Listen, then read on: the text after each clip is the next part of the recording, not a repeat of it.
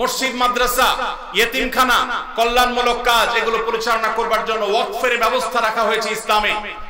কেউ তার জমি জীবদ্দশায় ওয়াকফ করে গেলে কিয়ামত পর্যন্ত সেই জমি যে উদ্দেশ্যে ওয়াকফ করে যাওয়া হয়েছে সে উদ্দেশ্যে ব্যয় করতে হবে। ওয়াকফের জমি কেউ বিক্রি করতে পারে না, এক্সচেঞ্জ করতে পারে না, দখল করতে পারে না।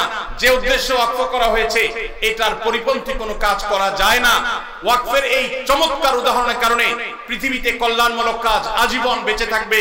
সেই সাস্টেইনেবল ওয়াকফের মাধ্যমে সাস্টেইনেবল ডেভেলপমেন্টের ব্যবস্থা ইসলাম রেখেছে।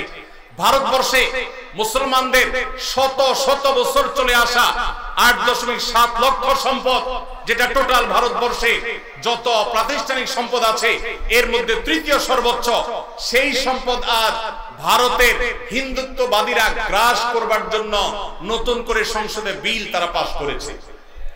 আপনারা জানেন এই বিলে সুস্পষ্টভাবে বলা হয়েছে যে মুসলমানদের ওয়াকফ বোর্ড, যেটা নিতান্ত ইসলামিক একটা বিষয়, এটা এতদিন পর্যন্ত মুসলমানরাই পরিচালনা করে আসতো।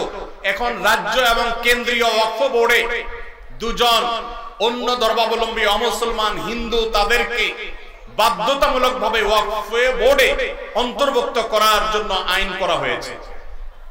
তার মানে মুসলমানদের মসজিদ পরিচালনার জন্য মুসলমানদেরকে ঢুকাইতে হবে কমিটিতে। এরকম ন্যাক্কারজনক, এরকম জঘন্য বিল আজকে তারা লোকসভায় পাশ করেছে। আমরা বাংলাদেশের এই প্রান্ত থেকে এই জঘন্য মুসলমানদের স্বাধীনতা হরণকারী, মুসলমানদের অধিকার খর্বকারী এই কালো আইন যেটা হতে যাচ্ছে সেটার বিরুদ্ধে আমরা তীব্র নিন্দা এবং প্রতিবাদ জানাচ্ছি।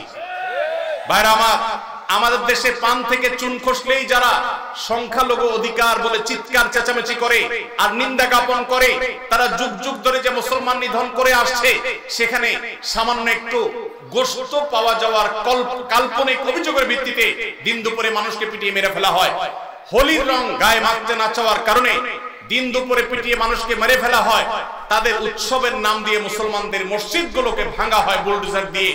যেখানে হাজার বছরের পুরাতন বাবরি মসজিদ ভেঙে সেখানে রাম মন্দির নির্মাণ করা হয়, ওয়াকফ বোর্ডের উপরে কর্তৃত্ব প্রতিষ্ঠা করার মাধ্যমে মুসলমানদের লক্ষ লক্ষ সম্পদ, এটাকে হিন্দুরা তাদের মতো করে মসজিদ মাদ্রাসাগুলোতে আরো বহু রাম মন্দির প্রতিষ্ঠা করার আইনি ভিত্তি তারা তৈরি করেছে।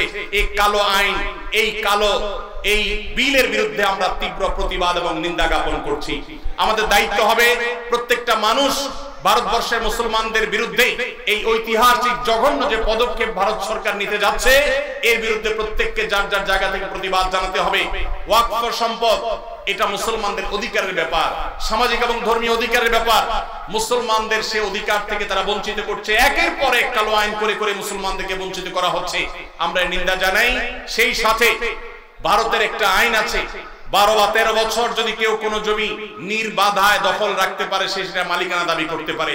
ওয়াকফের জমিগুলো এখন কেউ যদি এভাবে দখল করে রাখতে পারে আর সংশ্লিষ্ট ওয়াকফ বোর্ড যদি কোনো আপত্তি না জানায় তাহলে সেটার সে মালিকানা দাবি করতে পারে। এবং সে মালিকানার দাবি নিষ্পত্তি করার নতুন করে বিল পাস করা হয়েছে যে কালেক্টরেটের চেয়ে সিনিয়র লেভেলের কোন অফিসার সেটা নিষ্পত্তি করতে পারবে। অর্থাৎ মুসলমানদের মসজিদের বিষয়ে এই জমি যদি কোনো হিন্দু দখল করে তাহলে সেটা যেন সে দখল নিতে পারে, তার জন্য হাজারটা দুয়ার খোলা হয়েছে। এটা ভারতবর্ষের ইতিহাসে মুসলমানদের বিরুদ্ধে তৈরি হওয়া সবচেয়ে কালো আইনগুলোর একটা, যেটা মুসলমানদের অধিকার খর্ব করছে, সংখ্যালঘুদের অধিকার খর্ব করছে। আমরা এর তীব্র নিন্দা জানাচ্ছি। আল্লাহ রাব্বুল আলামিন ভারতবর্ষের মুসলমানদের অধিকার যেন তারা ফিরে পায় সেই তৌফিক আল্লাহ তাদের সবাইকে দান করুন। আমিন।